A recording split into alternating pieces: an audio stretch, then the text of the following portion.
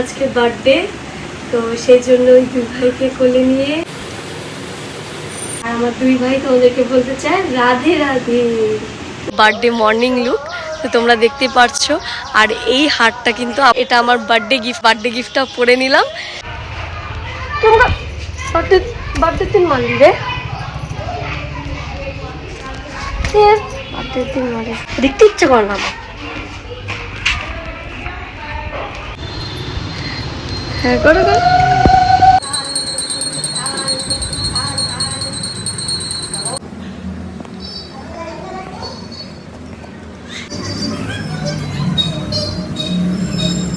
তাহলে ভগবান বলবে আমি যাবো কোথায়, আমাকে কান্নাও করতে দেবে না, হাসতেও দেবে না, মানে আমাকে ভোগও লাগছে।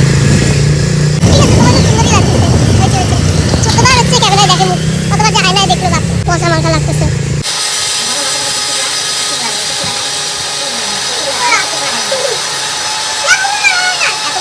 মনে হচ্ছে না আমি শিলিগুড়ির মানুষ, এই পশ্চাৎ দেশ শেষ আমার। প্রসঙ্গ যখন শাড়ি পরিয়ে দেওয়ার তখন কিন্তু আমার মাই সেরা, কেননা একটু ভুল ভালো হলে আমি মাকে নির্দ্বিধায় বলতে পারি যে এটা কেন এরকম করে দিয়েছো, এটা এরকম করে দিলে বেশি ভালো লাগবে। সেটা কিন্তু সবার কাছে বলা যায় না, সেই জন্য মার কাছে শাড়ি পরে আমি সব থেকে কমফোর্টেবল ফিল করি। হতে পারে অনেক ডিজাইনার ভাবে হয়তো শাড়ি পরতে পারি না, কিন্তু মা যেভাবে পরিয়ে দেয় আমাকে আশা করি খারাপ লাগে না দেখতে। তো সেই জন্য কিন্তু মার কাছেই সকাল সকাল শাড়ি পরে নিলাম। Hello guys, welcome back to my channel. তো আজকে বুঝতেই পারছো আমার বার্থডে, তো বার্থডের জন্য একটু মন্দিরে যাব পুজো দিতে। তো তারপরের প্ল্যানগুলো আমার ঠিক জানা নেই, তারপরে কি হতে চলেছে অ্যাকচুয়ালি আমি কোনোটাই কিছু জানি না। তো এই যে আমার বার্থডে মর্নিং লুক তো তোমরা দেখতে পারছো। আর এই হারটা কিন্তু আমার আগের বার বার্থডের গিফট। তোমরা আশা করি আগের বার আমার বার্থডের ব্লগ যারা দেখেছো তারা জানো যে এটা আমার বার্থডে গিফট ছিল। তো সেই জন্য এই বার্থডেতে এই বার্থডে গিফটটা পরে নিলাম। তো এবার যাব মন্দিরে, তো ভিডিওটা দেখতে থাকো, আশা করি তোমাদের ভীষণ ভালো লাগবে। আর দেখি আমিও খুব এক্সাইটেড কীভাবে আমার বার্থডেটা কাটে। তো চলো ভিডিওটা দেখতে থাকো। তো আমার আজকে বার্থডে, তো সেই জন্য ওই দুই ভাইকে কোলে নিয়ে একটু ফটোশ্যুট করছিলাম। আর ও ভাই তো আমাকে বলতে পারবে না, যাই হোক আমি ভাইয়ের কাছে অনেক আশীর্বাদ চাইছি যাতে আমি আমার আগামী জীবন খুব ভালোভাবে কাটাতে পারি। তো চলো। আর আমার দুই ভাই তো ওদেরকে বলতে চায় রাধে রাধে, শোনা রাধে রাধে। আমার কপাল ঠিক আছে, 1 ঘন্টা আগে রেডি হয়েছি, এই যে 14 ঘন্টা পরে আসলো। তারপরে ঝগড়া করলে হচ্ছে আমারই প্রবলেম। নিজের বার্থডের দিনও নিজেই রাগ দেখাবে, আমার বার্থডের দিনও ওই রাগ দেখাবে, মানে ওই সর্বা একদম হনুমান। তোমরা বার্থডের দিন মানলি রে, বার্থডের দিন মানে শুধু বাজে ছেলে 1 নম্বরে, দেখতে ইচ্ছে করে না আমার। সো এই যে দেখতে পেলে তো এই কারণে আমাদের ঝামেলা লাগে, মানে ঝগড়া ঝামেলা আমাদের যেন নিত্য সঙ্গী হয়ে থাকে সবসময়। তারপরে কিন্তু যাই হোক বেরিয়ে পড়লাম আমরা মন্দিরে যাওয়ার উদ্দেশ্যে। এবার মন্দিরে যাওয়ার আগে মন্দিরের প্রসাদ তো নিতেই হবে অবশ্যই, সেই জন্য চলে যাই মিষ্টির দোকানে, অনেকগুলো মিষ্টি নিয়ে নেই। পরে কিন্তু যখন সত্যি কথা বলতে গাড়িটা রোদে রেখেছিল, এবার যখন পরে বসি মানে আমার পশ্চাৎ দেশ একদম পুড়ে যায় বলতে পারো। মানে সত্যি কথা বলতে এত গরম হয়েছিল সিটটা যে আমি বলে বোঝাতে পারবো না। পশ্চাৎ দেশ শেষ আমার, কি গরম মাখো। এক্স্যাক্টলি আমার অবস্থাটা এরকমই হয়েছিল। তো তারপরে কিন্তু যাই হোক চলে গেলাম মন্দিরে। তো মন্দিরে গিয়ে দেখলাম অন্যরকম একটা অনুষ্ঠান হচ্ছে, মানে এই যে ছোট্টটাকে দেখতে পাচ্ছ, এই ছোট্টটার মানে অন্নপ্রাশন, মানে মুখে প্রসাদ দিয়েছে। আর এত কিউট ছিল বাচ্চাটা যে না কোলে নিয়ে পারলামই না। মানে আমার জন্মদিনের দিন ওর হচ্ছে অন্নপ্রাশন, কত সুন্দর না ব্যাপারটা।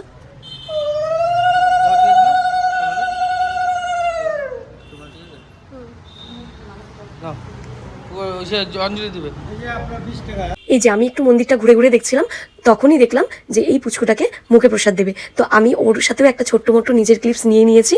তো ওই যে দেখতে পাচ্ছ ওকে কিন্তু মুখে প্রসাদ দেবার জন্য বসে রয়েছে পণ্ডিত মশাই। তো তারপরে আমি ভাবলাম যে আমার সাথে এভাবে, কেননা ও এত সুন্দর রিয়াকশন দিচ্ছিল যে আমার সাথে এভাবে সেলফিতে ক্যামেরাটা না করে ওর একদম রিয়েল ভিডিওটা করি। কিন্তু ততক্ষণে পণ্ডিত মশাইয়ের কিন্তু মানে খাওয়ানো হয়ে যায়। তো আমাদের দুজনের বলাতে, মানে আমার আর বাবিনের বলাতে ওকে আরেকবার মুখে একটু প্রসাদটা ছোঁয়ায়। যদিও ওর রিয়াকশন তখন চেঞ্জ হয় না, কিন্তু আগেও খুব সুন্দর মুখের ভঙ্গিগুলো করছিল, সেটা দেখে ভীষণ ভালো লাগছিল। আর বাচ্চাটা সত্যি সত্যি ভীষণ শান্ত ছিল, সেই জন্য আরও বিশেষ করে কোলে না নিয়ে মানে আমরা দুজন কেউই পারলাম না। তো বাবিন কিন্তু ওকে ডাইরেক্ট কোলে নিয়ে নিয়েছে, তোমরা দেখতে পাবে। আর ওর সাথে কি সুন্দর অনেকক্ষণ ধরে কথা বলছিল, পরে মনে পড়লো যে না এটা একটা ভিডিও করাই যেতে পারে। রাজু রাজু শান্ত আছে, খুব শান্ত। তো বাচ্চাটার নাম ছিল রাজু, তো আমার জিজুর নামে নাম। যাই হোক, এগুলোর পর আমি কিন্তু বসে পড়ি পুজোতে, আর বাবিনের দিকে ক্লিপস নিচ্ছিল। তো যাই হোক, মন প্রাণ দিয়ে পুজো দিয়েছি, যেহেতু আমি উপোস ছিলাম, বাবিনও উপোস ছিল, বাট ও অঞ্জলি দেয়নি, আমি অঞ্জলি দিয়েছিলাম শুধু।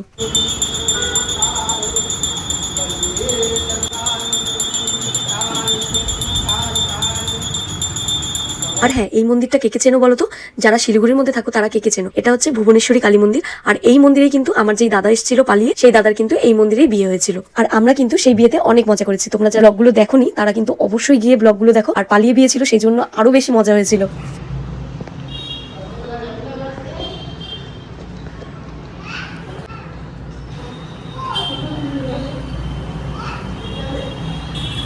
তো আমার কিন্তু পুজো দেওয়া মোটামুটি কমপ্লিট হয়ে গেছে।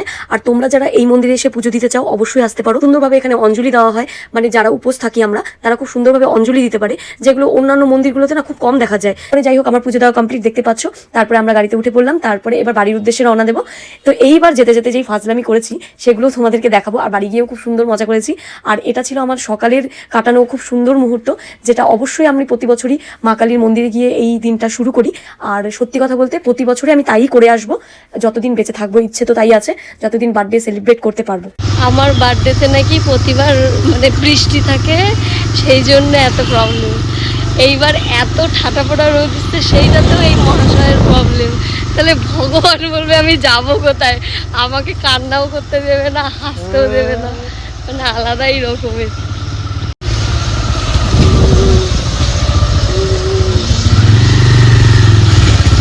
হ্যাঁ হ্যাঁ, আমাকে বউ বউ লাগতেছে।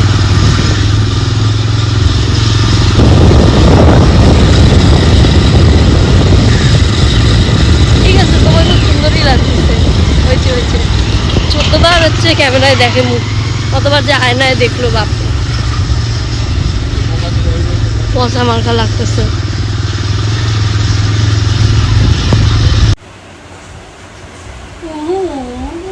তুমি তো তোমার তো মুখে তো পড়বে, তুমি জানো।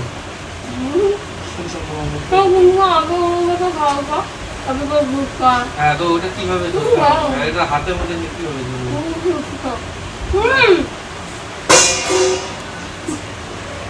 খাও ফটাফট, চাবাও।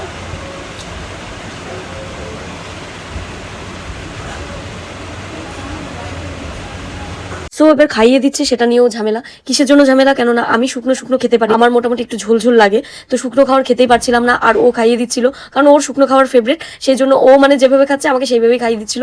এই জন্য আমার মাথা গরম হয়ে গেছে, সেই জন্য এই ব্যাপার নিয়ে ঝামেলা লেগেছে। তো এবার ওই দিন সকাল সকাল টাইমটা বুঝতেই পারছো, সেরকম কিছু বানানো হয়নি। আর মা জানতেও না যে আমরা বাড়িতে গিয়ে মানে ভাত খাবো, সেই জন্য নর্মাল জাস্ট একটা বড়া বানানো হয়েছিল, মাছের ডিমের বড়া, সেটা দিয়ে মোটামুটি ভাত খেয়ে নিয়েছি। অল্প অল্প খেয়েছি আর মোটামুটি খেতে পারিনি।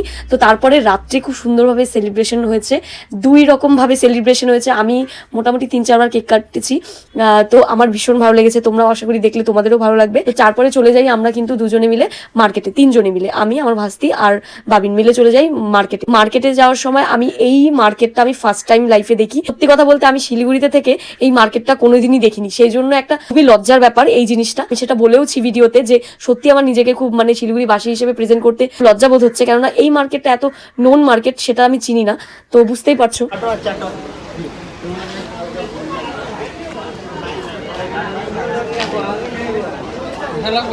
হ্যাঁ, মানে সত্যি একটা কথা বলতে খুব লজ্জা লাগতেছে যে আমার নিজেকে শিলিগুড়িবাসী বলতে মানে মানে আমি মনে হচ্ছে না যে আমি শিলিগুড়ির মানুষ।